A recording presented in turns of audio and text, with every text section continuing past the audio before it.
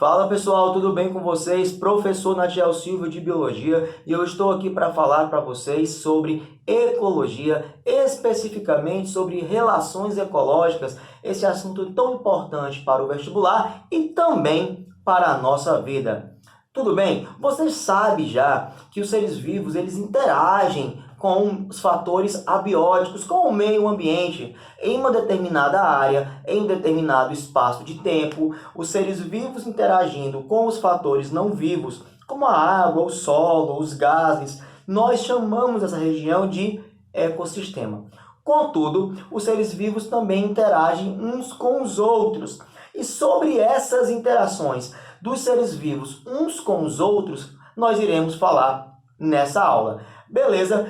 Primeiramente, eu quero te lembrar de uma rápida diferença entre relações harmônicas e relações desarmônicas. Relação harmônica é aquela onde nenhum dos indivíduos envolvidos tem prejuízos. Ninguém é prejudicado. Natiel, nós podemos então usar o sinal de mais, de positivo para benefício, o sinal de menos, negativo para prejuízo e o zero para neutralidade, nem ganha nem perde.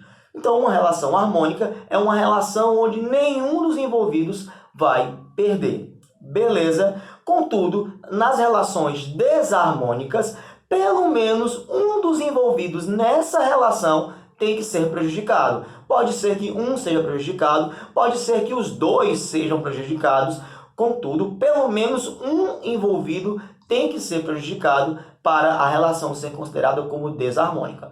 E outra diferença muito importante é a de relação intraespecífica com relação interespecífica. Sim, eu vou te lembrar agora. Intra, dentro, relação entre indivíduos da mesma espécie.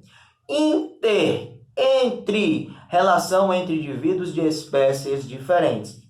Tranquilo? Então as relações podem ser harmônicas e desarmônicas, intraespecíficas e interespecíficas. E existem inúmeras relações. Primeiramente, eu vou te falar de duas relações entre organismos da mesma espécie que são harmônicas e são fáceis de serem diferenciadas, que são as relações de colônia e sociedade. De uma maneira muito simples, sociedade e colônia são relações entre indivíduos da mesma espécie, são relações harmônicas, são relações onde os indivíduos possuem divisão do trabalho, os organismos dividem as atividades, isso é muito importante.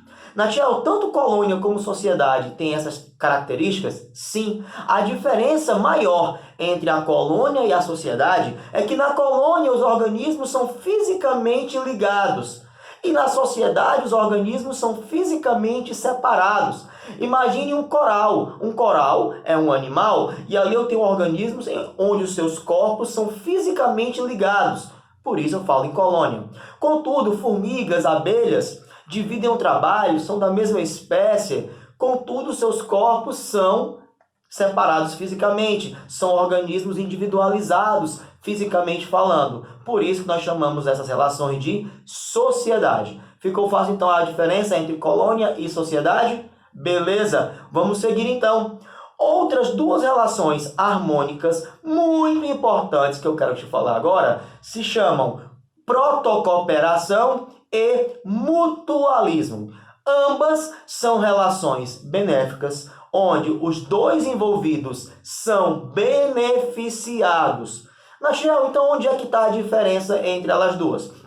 A diferença é muito simples. É que na protocooperação, os organismos, por mais que eles se deem bem juntos, eles podem viver separadamente. Já no mutualismo, os organismos têm uma obrigatoriedade de viverem juntos. Então, a grande diferença de protocooperação para mutualismo é que na protocooperação os indivíduos podem viver de forma independente e no mutualismo os organismos são obrigados a viverem sempre unidos, a uma real dependência. Beleza? Fica fácil entender? Lá na protocooperação, aquele clássico caso daquele pássaro que fica palitando a boca do jacaré na beira do rio, o pássaro palito. Ou seja, o pássaro palito e o jacaré trocam benefícios, mas podem viver separadamente. Já no mutualismo, como por exemplo, o protozoário que vive dentro do aparelho digestório dos cupins. O protozoário só vive naquele ambiente, é o seu local de vida, e o cupim depende desse protozoário para digerir a celulose. Eles têm que viver junto obrigatoriamente, então, mutualismo. Beleza? Uma outra relação muito importante é o comensalismo. Comensalismo é uma relação onde um indivíduo ganha e o outro nem ganha nem perde. É como se fosse uma relação mais e zero. Um ganha e o outro nem ganha nem perde. Fica fácil entender assim? Deixa eu te dar aqui um exemplo muito clássico. Aquele peixe, a rêmora, que cola no tubarão.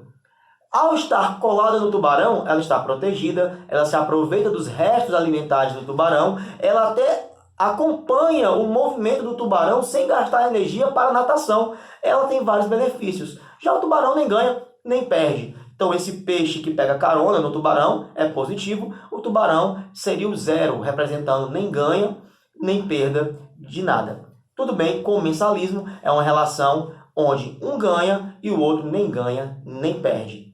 Tudo bem? Fica fácil? Lembre que o comensalismo nos relembra o inquilinismo, que é quando um organismo habita o corpo de outro sem causar prejuízo. Se causar prejuízo, deixa de ser inquilinismo e passa a ser parasitismo. E parasitismo é uma relação desarmônica. Parasitismo é diferente de inquilinismo. Inquilinismo não há prejuízo para nenhum dos indivíduos. Tudo bem? Fica fácil. Natiel, falando em relações desarmônicas, me fala sobre algumas. A predação, o predatismo, quando um organismo mata outro para se alimentar. Nós vemos vários casos, quando um leão se alimenta de um coelho, quando um leopardo se alimenta de um gnu, ou quando uma hiena se alimenta de uma zebra. Quando um organismo mata o outro para se alimentar, nós temos então predatismo, quando um tubarão come outro peixe e por aí vai. Lembre que o predatismo às vezes acontece entre seres da mesma espécie, o que nós chamamos então de canibalismo. Beleza? Tem outra relação desarmônica muito importante, que é o parasitismo, quando um organismo se aproveita do organismo de outro. Natiel, o parasita quer matar o hospedeiro? Não, mas pode acontecer. Porque o hospedeiro morto não é interessante para o parasita. Contudo, muitas vezes o parasitismo leva à morte do hospedeiro. Lembre que alguns parasitas ficam dentro do organismo, como vermes, como a tênia, a lombriga, o que chamamos de endoparasitas, e alguns parasitas ficam fora do organismo, como pulgas, piolhos, carrapatos, são os ectoparasitas. Tranquilos? Outra relação muito importante é a competição.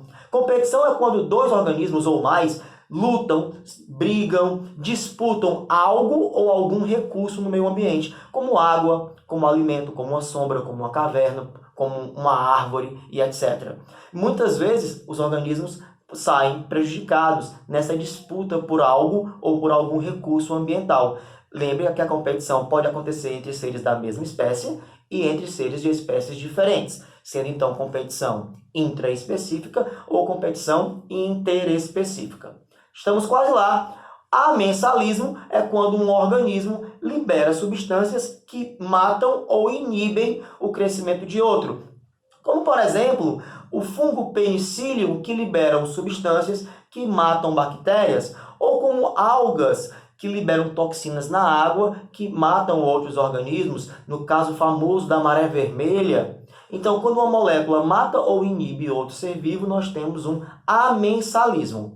E, por fim, o esclavagismo. Sim, esclavagismo, que é uma relação onde um organismo tira proveito da atividade do outro. O caso mais clássico é o da formiga, que aprisiona o pulgão para que o pulgão retire a seiva do vegetal e, assim, a formiga vai se aproveitar das fezes do pulgão, que vão ter os resquícios do açúcar da seiva que ele absorveu. Perceba que a formiga não maltrata, não mata o pulgão. Ela aprisiona o pulgão para se aproveitar do trabalho do pulgão. Tranquilos? Então ficou fácil esse resumo sobre relações ecológicas. Eu fico por aqui. Tchau!